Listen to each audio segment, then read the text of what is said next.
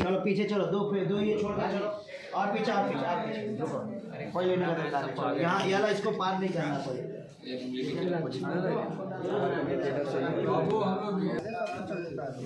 ये जो है मेरा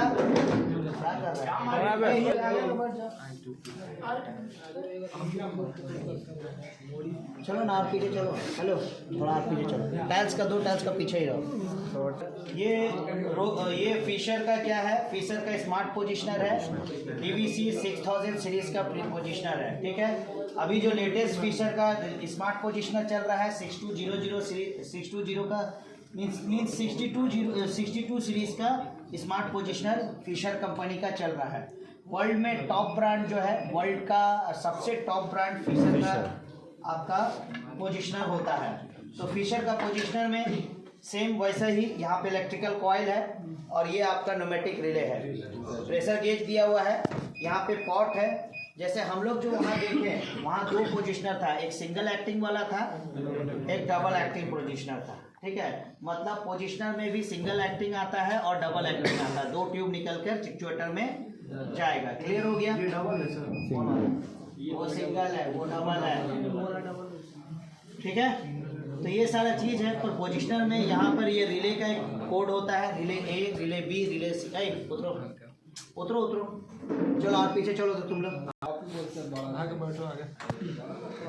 ओके। तो इसको इस तरह का अगर ट्रांसमीटर है तो इसमें कोई जीरो एडजस्टमेंट और स्पैन एडजस्टमेंट का स्क्रू नहीं है। ये सब ट्रांसमीटर स्मार्ट ट्रांसमीटर है। आपको हार्ड कम्युनिकेटर कनेक्ट करना होगा।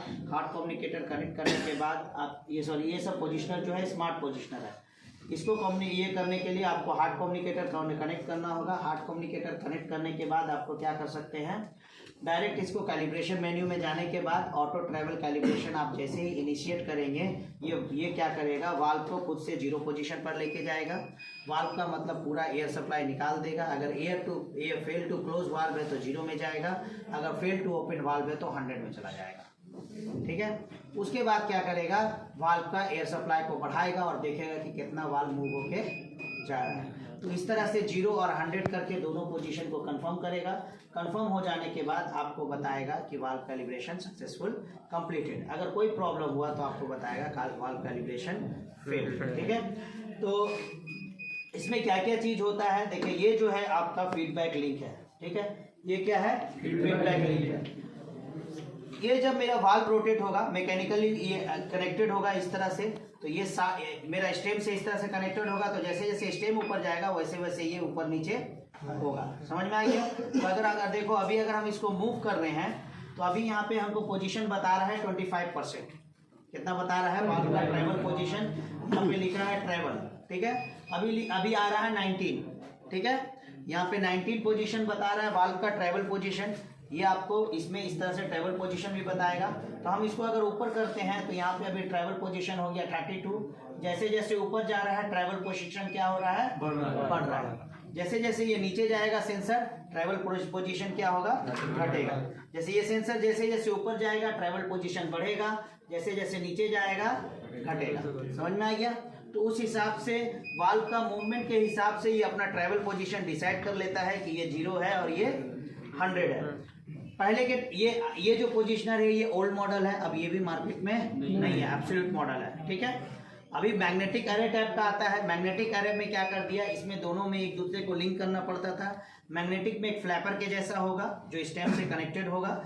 स्टेम जब मूव करेगा तो फ्लैपर ऊपर नीचे मूव करेगा। यहाँ एक मैग्नेटिक कॉइल है जो ये मैग्नेट क्या है इसके अंदर में मूव कर रहा है, ठीक है। तो इस तरह से ये सारा सिस्टम काम करता है। ये मैग्नेटिक अरे टाइप बोला जाता है। आजकल आपको वो मिलेगा, ये इससे ज़्यादा वो एडवांस हो गया, ज़्यादा मेरा उसमें एक्यूरेसी मिलने लगा मेजरमेंट ये ट्रैवल में, तो उसका ज़्यादा इस्तेमाल होने लगा है। सारा कोई वही कर दिया, ABB भी वही टाइप का कर दिया है, मैग्नेटिक अरे टाइप का। और सीमेंस हो, ABB हो, आपका फ्लो सर्व हो, सब उस तरह का मेरा पोजिशनर बना दिया है, ठीक है। इसमें आपको ये भी बता रहा है कि अभी एनालॉग इनपुट का इसको कितना मिल रहा है ना, सेट पॉइंट अभी इसका कितना है। जैसे अगर हम इसको बढ़ा देते हैं तो अभी मिली एम्पियर कितना हो गया, 7.9, ठीक है। तो ये सारा कुछ हमको बताएगा यहाँ पे। इवन यहाँ पर 6 नंबर में प्रेशर है, तो इसमें बहुत सारा प्रेशर सेंसर है। कौन कौन सा प्रेशर सेंसर है? जैसे इसमें गेज लगा हुआ है, सप्लाई प्रेशर का कितना प्रेशर होगा उसका भी एक प्रेशर सेंसर अंदर में लगा हुआ है जो हमको यहाँ पे प्रेशर भी बताएगा। इवन आउटपुट में कितना प्रेशर जा रहा है वो भी हमको यहाँ पे बताएगा, साथ में लोकल गेज भी लगा हुआ है। क्लियर हो गया?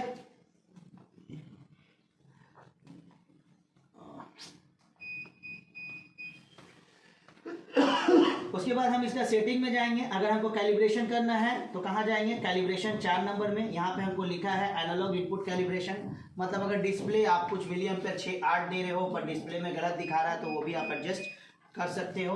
वो सब हम लोग जल्दी करते नहीं है, इसीलिए आप लोग को लिखाए नहीं है। वो सब हम लोग का फ्यूचर तो बहुत है बट सब फ्यूचर यूज नहीं होता है।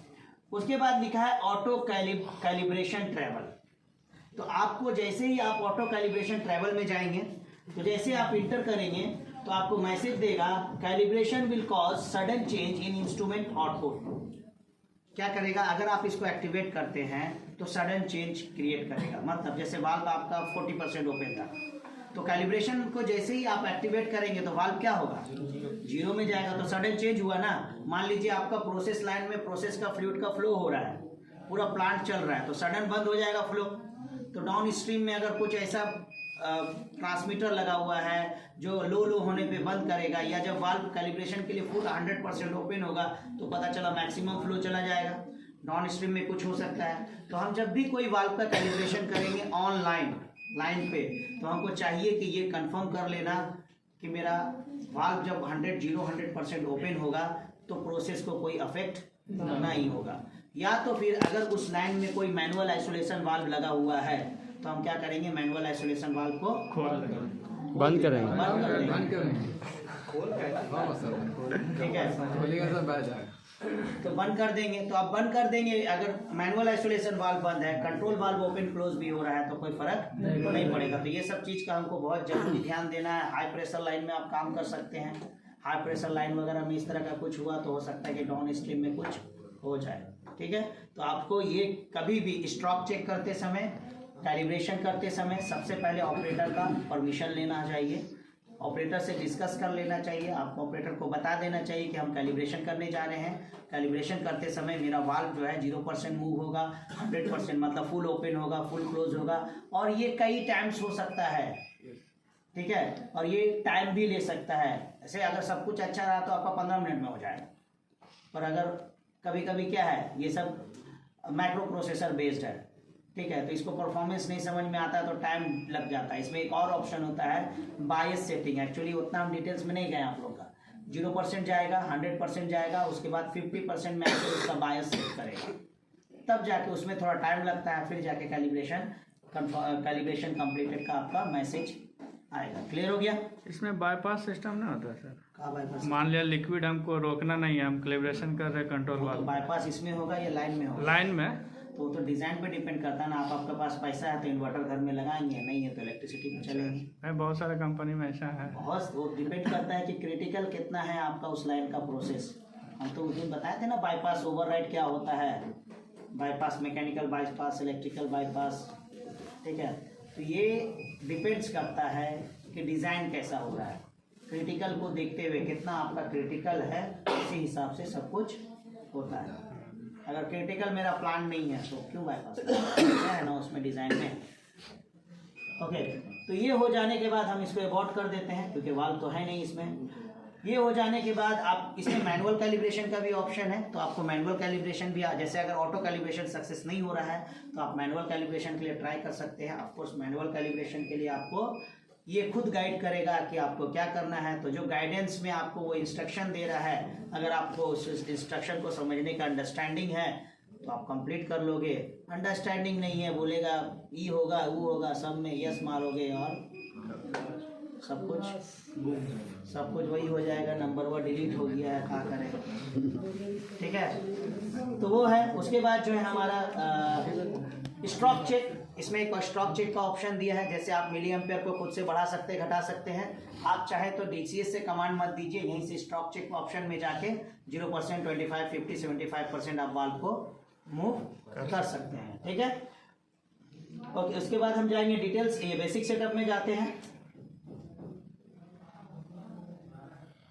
बेसिक सेटअप में जाने के बाद यहाँ पे लिखा है इंस्ट्रूमेंट मोड। इसमें एक मोड होता है, हम बताए थे शायद आप लोगों को, जब तक वो मोड नहीं चेंज करेंगे तब तक आप इसका, इवन जब आप ऑटो कैलिब्रेशन के लिए जाएंगे तो आपसे पूछेगा पुट मूड को क्या बोलेगा, आउट ऑफ सर्विस में डालने के लिए बोलेगा। पर अगर आप मूड को आउट ऑफ सर्विस में डाल के वैसा ही छोड़ देते हैं, कैलिब्रेशन के बाद उसको मूड को आउट ऑफ सर्विस से इन सर्विस में नहीं करते हैं, जिसको आउट ऑफ सर्विस होगा या ऑटो होगा, अगर आप ऑटो में नहीं करते हैं तो अगर मिली एम्पेयर घटेगा बढ़ेगा भी तो इसमें कोई रिस्पॉन्स नहीं होगा, तो आपको इन सर्विस करना जरूरी है। ठीक है, उसके बाद है कंट्रोल मोड है, उसके बाद प्रेशर एंड एक्चुएटर, तो हम 2 नंबर में जाएंगे, प्रेशर एंड एक्चुएटर। 3 नंबर में है प्रेशर एंड एक्चुएटर, हम उसमें जाएंगे तो ये हमको बताएगा कि आप कौन सा यूनिट रखना चाह रहे हैं, इसमें ऑप्शन दिया है। उसके बाद कितना मैक्सिमम प्रेशर होगा, अगर उससे ज़्यादा प्रेशर होगा तो ये अलार्म भी जनरेट करेगा। ये जो है आजकल क्या है, ये डीसीएस से कम्युनिकेट करके इस सब बिट्स को ले लिया जाता है, डीसीएस में अलार्म भी जनरेट करता है। वही बात है, अभी जितना बताए हैं उतना तो आप लोग बता नहीं पाते, ज़्यादा जाएंगे और ट्रेनिंग मॉड्यूल के हिसाब से इनफ है। ठीक है, उसके बाद एक्चुएटर स्टाइल, यहाँ पे लिखा हुआ है एक्चुएटर स्टाइल। हम आप लोग को कुछ लिखाए थे शायद एक्चुएटर टाइप, यहाँ पे लिखा है एक्चुएटर स्टाइल में स्प्रिंग और डायफ्राम, स्प्रिंग एंड डायफ्राम कौन सा टाइप का एक्चुएटर है। सपोज ये वाला एक्चुएटर टाइप है, इधर वाला, तो क्या सेट करोगे, डायफ्राम सेट करोगे। अगर इधर वाला है तो इसमें क्या क्या ऑप्शन दिया है, पहले ऑप्शन सुनो कान। ऑप्शन दिया है piston double acting without spring, piston single acting with spring, piston double acting with spring, कौन सा है वो, डबल एक्टिंग विदाउट स्प्रिंग। तो हम क्या सेलेक्ट करेंगे, single piston double acting without spring. Of course वो अगर डबल एक्टिंग है तो ये पोजिशनर भी डबल एक्टिंग होना चाहिए। अभी ये पोजिशनर सिंगल एक्टिंग है, बट आपको ये ऑप्शन उसमें भी मिलेगा और इसमें भी मिलेगा। क्लियर हो गया। अब इसको यही नहीं समझ में आएगा ये क्या पूछ रहा है तो फिर वही नंबर वो डिलीट हो जाएगा। ठीक है, फीडबैक का कनेक्शन का टैब क्या है वो बताना पड़ेगा आपको। उसमें बाद ट्रैवल सेंसर मोशन कैसा होगा, स्लाइडिंग है या ये है, ये सारा चीज इसमें आपको बताना पड़ेगा। उतना डिटेल्स में क्यों नहीं जा रहे हैं, जैसे अभी आप 6200 मिल गया तो उसमें कुछ और ऑप्शंस होगा। ठीक है, तो आपको जो पोजिशनर है, और ये फीचर में है, आप इसमें सीमेंस में जाएंगे या एबीबी में जाएंगे तो उसमें ऑप्शंस डिफरेंट है, बट ऑलमोस्ट सबका प्रोसीजर सेम है। ठीक है, इसके बाद लिखा है 6 नंबर पे वाल्व स्टाइल्स, रोटरी है, स्लाइडिंग है। ठीक है, तो अगर इधर वाला वाल्व को सेलेक्ट करेंगे तो कौन सा सेलेक्ट करेंगे, इधर वाला को रोटरी। समझ में आ गया। तो वाल्व का फिजिकल ये देख के आपको उसको सेलेक्ट करना पड़ता है। उसके बाद लिखा है जीरो सिग्नल कंडीशन, तो जीरो सिग्नल कंडीशन में लिखा है जीरो कंट्रोल सिग्नल, उसमें लिखा है वाल्व क्लोज वाल्व ओपन। ठीक है, तो इधर वाला वाल्व ये सेलेक्ट करेंगे तो कौन सा है ना, और उधर वाला में अब डिपेंड करता है कि आपको क्या रखना चाह रहे हैं। ठीक है, आप फेल क्लोज करना चाह रहे हैं उसको या फेल ओपन करना चाह रहे हैं, उसी हिसाब से वो फंक्शन करेगा। क्लियर हो गया। और क्या चाहिए, पैसा वसूल हो गया। चूँकि हम यहाँ पे 4 to 20 मिली एम्पेयर यूज़ कर रहे हैं, कन्वर्शन में देखेंगे तो ये 1 to 5 वोल्ट है। वोल्टेज इसको कितना मिलेगा, 5 वोल्ट के करीब यहाँ पे वोल्टेज आएगा, उससे ज़्यादा वोल्टेज नहीं आएगा। ठीक है,